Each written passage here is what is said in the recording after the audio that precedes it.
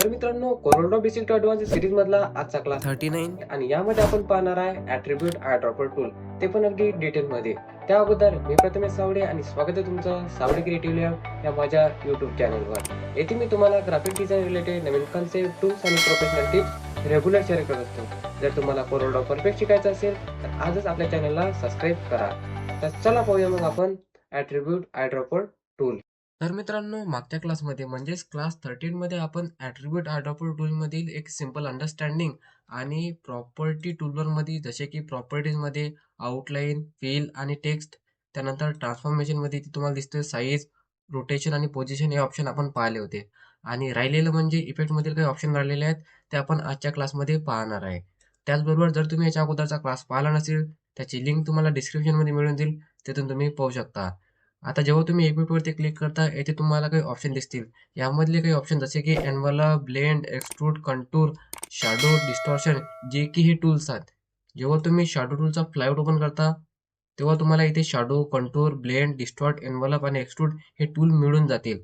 म्हणजे जेव्हा तुम्ही टूल प्रॉपर शिकाल, तेव्हाच तुम्हाला इफेक्टमधील या ऑप्शनचा आपल्याला यूज करता येतो. हे ऑप्शन आणि हे ऑप्शन जे की टूलला ते सेम आहे. म्हणजेच अगोदर तुम्हाला हे पूर्ण टूल शिकावं लागेल. त्यानंतरच आपण ॲट्रिब्यूट आयड्रॉपर टूलमधील या ऑप्शनचा आपण यूज करू शकतो. तर मी तुम्हाला फक्त इथे डायरेक्ट सांगणार आहे की या ऑप्शनचा कसा यूज होते. आणि जर तुम्ही हे ऑप्शन म्हणजे हे टूल जर शिकले नसाल, तर त्याची आपली यूट्यूबवरती प्लेलिस्ट बनवलेली आहे, तिथून तुम्ही पाहू शकता. तर आता इफेक्टमधला जो पहिला ऑप्शन दिसते तुम्हाला, तो आहे पर्स्पेक्टिव्ह. आता पर्स्पेक्टिव्हचा यूज कसा करायचा, तर मी काय करतो, एक रेक्टँगल टूलवरती क्लिक करतो आणि अशा प्रकारे काय करू, एक आपण रेक्टँगल ड्रॉ करू. अशा प्रकारे मी एक रेक्टँगल ड्रॉ केला आणि कलर पॅलेटमध्ये एक कलर फिल केला. त्यानंतर आता याला सिलेक्ट राहू द्यायचं. त्यानंतर काय करायचं, ऑब्जेक्टवरती क्लिक करायचं. इथे तुम्हाला पर्स्पेक्टिव्ह हे ऑप्शन मिळून जाईल आणि यावरती जेव्हा तुम्ही होवर करता, तुम्हाला इथे ॲड पर्स्पेक्टिव्ह वरती क्लिक करायचं आहे. अशा प्रकारे तुमच्यासमोर एक त्यावरती पर्स्पेक्टिव्ह आपल्याला ॲड करता येतो. अशा प्रकारे आपल्याला पर्स्पेक्टिव्ह ॲड करता येतो. त्यानंतर सिमिलर पर्स्पेक्टिव्ह आपल्याला दुसऱ्या ऑब्जेक्टवरती द्यायचा असेल, तर काय करायचं, एक दुसरा शेप घ्यायचा आणि त्यानंतर हा पर्स्पेक्टिव्ह मला अशा प्रकारे पर्स्पेक्टिव्ह ऍड करायचा असेल, तर मी काय करेल, ॲट्रिब्यूट ॲडोबल टूलवरती क्लिक करेल, इफेक्ट वरती जाणार आणि पर्स्पेक्टिव्ह वरती इथे जे चेक आहे या चेकबॉक्स वरती क्लिक करणार आणि त्यानंतर इथे या ऑप्शन वरती क्लिक करणार, सिलेक्ट ऑब्जेक्ट ॲट्रिब्यूट वरती, आणि त्यानंतर याची जी प्रॉपर्टीज आहे ते कॉपी करणार आणि यावरती पेस्ट करणार. सिमिलर ॲज इट इज त्याला आपल्याला पर्स्पेक्टिव्ह पाहायला मिळतो. अशा प्रकारे आपण पर्स्पेक्टिव्ह प्रॉपर्टीज पाहिली आहे. त्यानंतर दिसते आपल्याला, परत मी यावरती क्लिक करतो ॲट्रिब्यूट वरती, त्यानंतर इफेक्ट मध्ये गेलो आणि सेकंड आहे एनव्हलप. आता एनव्हलप वरती क्लिक केलं मी चेक्स वरती आणि त्यानंतर आता काय करू, आपण शॅडो टूल वरचा जाऊ, प्लायवुड त्याला आपण ओपन करू, या कॉर्नर वरती क्लिक करू. आता इथे तुम्हाला दिसतो एनव्हलप. आता मी तुम्हाला फक्त एकच टूल सांगणार आहे आणि बाकी जसे की त्यामध्ये दिले आहे, जसं ब्लेंड आहे, डिस्टॉर्शन आहे आणि त्यानंतर एक्सट्रूड आहे, हे तुम्हाला स्वतः ट्राय करायचे आहे. तर आता काय करतो, यामधला आपण एक कोणताही घेऊ. जसं मी काय करतो, आता इथे डिस्टॉर्ट वरती क्लिक करतो. त्याच्या अगोदर डिस्टॉर्टच्या अगोदर आपण काय करू, एक शेप घेऊ. अशा प्रकारे मी शेप घेतला आणि त्यानंतर इथे काय करू, आपण डिस्टॉर्ट वरती क्लिक करू. जसे मी डिस्टॉर्ट वरती क्लिक करतो आणि त्यानंतर याचे काय करू, आपण अशा प्रकारे या इमेजला डिस्टॉर्ट करू. अशा प्रकारे काय केलं, मी याला डिस्टॉर्शन केलं. डिस्टॉर्शन केल्यानंतर आता याला तुम्हाला थोडं डिटेलमध्ये शिकावं लागेल, तेव्हाच तुम्ही या टूलचा यूज करू शकता. अशा प्रकारे मी कसं डिस्टॉर्शन दिलेलं दिसते तुम्हाला. याला करतो मी कंट्रोल जेट करतो. अशा प्रकारे मी याला डिस्टॉर्शन दिलं. डिस्टॉर्शन दिल्यानंतर याला केलं मी कसा कलर फिल करून दिला अगोदरच. आणि त्यानंतर मला जर ह्या सिमिलर प्रॉपर्टीज दुसऱ्या ऑब्जेक्टवरती अप्लाय करायचं असेल ॲज इट इज, तर मी काय करेल, परत एक अशा प्रकारे आपण काय घेऊ, शेप घेऊ.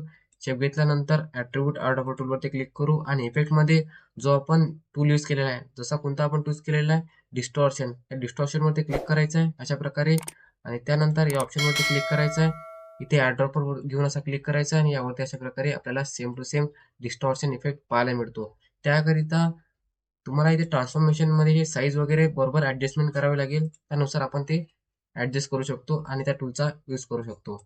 अशा प्रकारे तुम्हाला बाकी ब्लेंड आहे, एनव्हलप आहे, एक्सट्रूड आहे, कंटूर आहे, या ऑप्शनचा तुम्हाला स्वतः ट्राय करायचं आहे. सिमिलर स्टेप आहे. जसं मी डिस्टॉर्शन केलं इथे शॅडो टूल वरती, म्हणजे त्याचा फ्लायआउट ओपन केल्यानंतर, त्याच प्रकारे तुम्हाला कंटूर, ब्लेंड, एनव्हलप, एक्सट्रूड या ऑप्शनचा यूज करून पाहायचा आहे. आणि काही डाऊट असेल तर तुम्ही कॉमेंटमध्ये नक्की सांगू शकता. आता काय करतो, मी परत वरती क्लिक केलं मी आणि त्यानंतर इफेक्ट वरती गेलो आणि यामधला तुम्हाला जो ऑप्शन दिसते समोरचा, तो दिसते आपल्याला पॉवर क्लिप. या लेन्सला आहे थोडा आपण स्किप करू. त्यानंतर दिसते आपल्याला इथे पॉवर क्लिप. आता पॉवर क्लिपचा आपल्याला डिटेलमध्ये पूर्ण पाहायचा आहे. मी तुम्हाला इथे शॉर्टकटमध्ये याला सांगून देतो की कसा यूज आहे. आता मी काय केलं, अशा प्रकारे एक आपण शेप ड्रॉ केला. इथे काय करतो, मी एक एलिप्स ड्रॉ करतो कंट्रोल प्रेस करून परफेक्ट. आणि मला काय करायचं आहे, यामध्ये मी एक कोणताही कलर फिल केला. आता यामध्ये काय करायचं आहे, मला जो हा इमेज दिसत आहे पॉवर क्लिप करायचा आहे यामध्ये. तर मी काय करेल, या इमेजवरती राईट क्लिक करेल. इथे तुम्हाला ऑप्शन दिसते पॉवर क्लिप इन्सर्ट, यावरती क्लिक करायचं आहे. अशा प्रकारे ॲरो येईल, तो या ऑब्जेक्टवरती घेऊन जायचा आहे.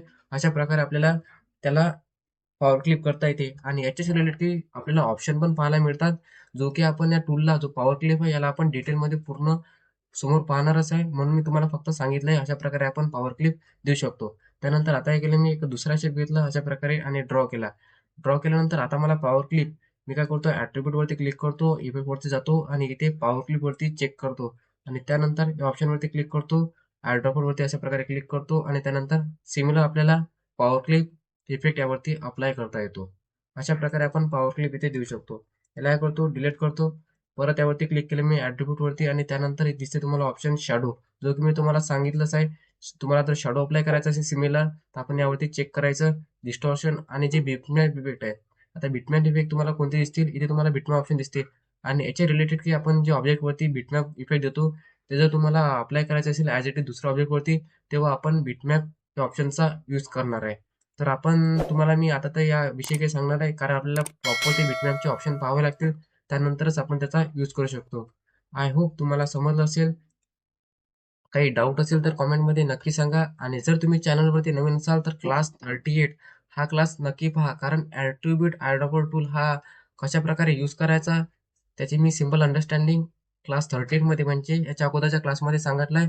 आणि त्यानंतर रिमेनिंग जे राहिलेले आहेत यामधले प्रॉपर्टी टूलमध्ये म्हणजे इफेक्ट, ते आपण आजच्या क्लासमध्ये आपण कव्हर केलेले आहे. आणि त्यानंतर तुम्हाला दिसते, यानंतर टूल दिसते आपल्याला इथे इंटरॅक्टिव्ह फिल टूल म्हणजेच ग्रेडियंट टूल. कोरडॉमधला एक महत्त्वाचा टूल. आणि ग्राफिक डिझाइनमध्ये जेव्हा कोणता एखादा आपण टेक्स्ट लिहितो किंवा एखादा बॅकग्राऊंड आपल्याला ग्रेडियंट करायचा असतो, तेव्हा आपण ग्रेडियंट टूलचा यूज करतो. आणि एक इंटरेस्टिंग टूल आहे. म्हणून मित्रांनो, चॅनलला आता सबस्क्राईब करा. आणि चांगल्या प्रकारे कोरडो शिकण्यासाठी सबस्क्राईब, परत सांगतो सबस्क्राईब नक्की करा. तर चला मग भेटूया आपण पुढच्या व्हिडिओमध्ये.